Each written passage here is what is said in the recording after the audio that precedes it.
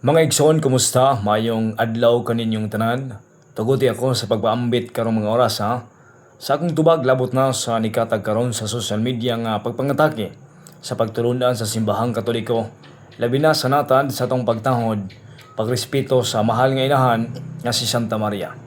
Sa diapon inyong ubos nga lagad si Brad Kenneth Bustamante. Pwede ninyong i-share ini nga to ang live karong oras ha. Aron daghan na makat-on sa balaan natong pagtuo. Una sa tanan, ato unang paminahon ang tipik kabahin sa argumento sa itong igsuon nga nagpatuong eksperto sa balang kasulatan o iyang gihisgutan ang mga pag-ampo sa simbahan. Ilaban ni Gyod ang pag-ampo na to agi kang Santa Maria. Una itong paminahon una, aron atong masabtan kining iyang pamahayag mga igsuon. Santa Maria, inahan ka sa Dios, igampo mo kaming makasasala, karon sa oras among ikamatay. Amen. Ingon siya igampo mo kaming makasasala. Diba?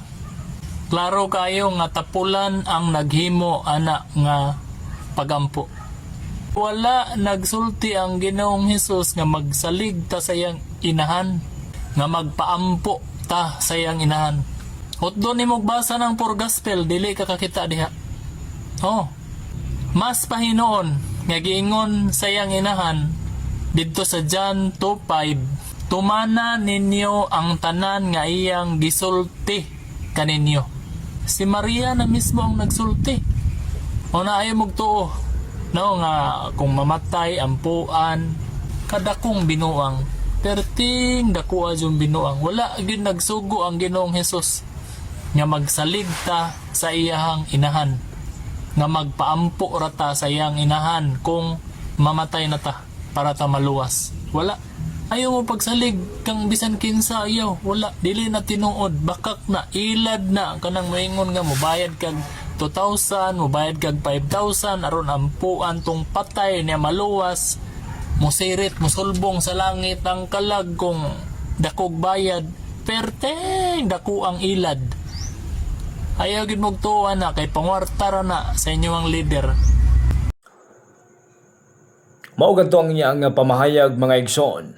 Unang punto nga atong hatagang sa pagtagad niyang pagsulti nga tapulan matud ba ang nagampo o naghimo sa maong matang sa pagampo.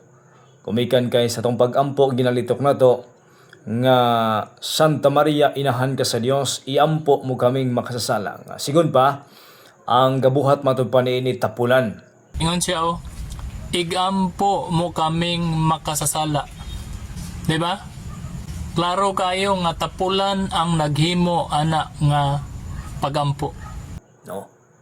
Og walay lain ang nagampo niini mga igsoon, mao ang simbahang Katoliko. Therefore, direktamente yang gisulti nga mga tapulan mo ampo ang mga sakop sa simbahang Katoliko. Pero kang atong mamatikdan wala niya humna ang maong pagampo. Gumikan kay sumpay na ng mga pagampo maingon may kita. Santa Maria, inahan ka sa Dios, iampo mo kami makasala karon ug sa oras sa among ikamatay. Nga sa ato pa, mulitok ta niya ng mga pagampo karon ug hangtod sa oras sa atong kamatayon. Apan ang pulo nga magpaampo matud pa ang iya ang natisok siyang alimpatakan nga kini matud pa ang timaan sa pagkatapulan. Unang punto, matud pa niya ang naghimo sa pagampo tapulan. Kontradiksyon ng daan. Gumikan kay ang tapulan dili na muhimo. Kumayuntag ang mihimo sa mong pagampo tapulan kontradik sa mong pamahayag. Kay ang pulong mihimo naghimog effort, nagbudlay mga igsoon sa to pa dili sa tapulan kay naghimo man siya sa mong pagampo.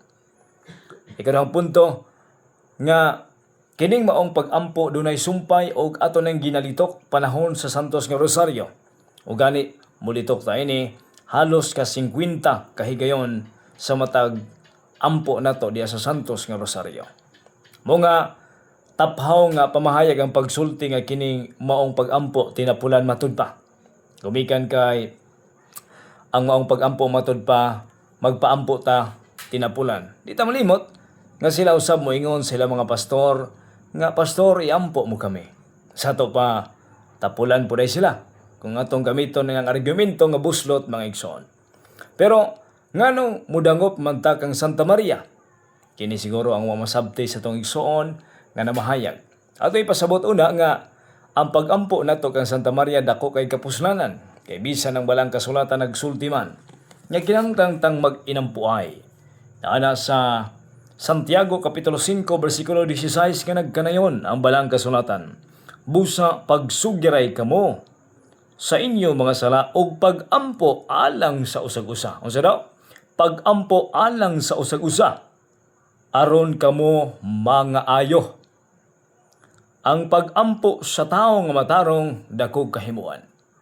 Unsa gingon sa balang kasulatan sa Santiago 5:16, ang pag-ampo sa taong matarong dunay dako kaayong epekto. Ang pag-ampo sa taong matarong dako kahimuan. Now si Santa Maria nga midangop taniya diya sa pagpaampo nga iampo mo kami matarong ba Santa Maria? Walay lalis kay bisan ang balang kasulatan nagsulti sa Lucas 1:30 si Santa Maria gikahimutan sa Dios. Ang Dios na himuot ngadto kang Santa Maria o ang Dios nalipay kang Santa Maria. Pagmaya Maria kay gikahimutan ka sa Dios. Apan matingatan ito mga igsoon nga produkto lamang sa Biblia ang musulti nga si Santa Maria makasasala.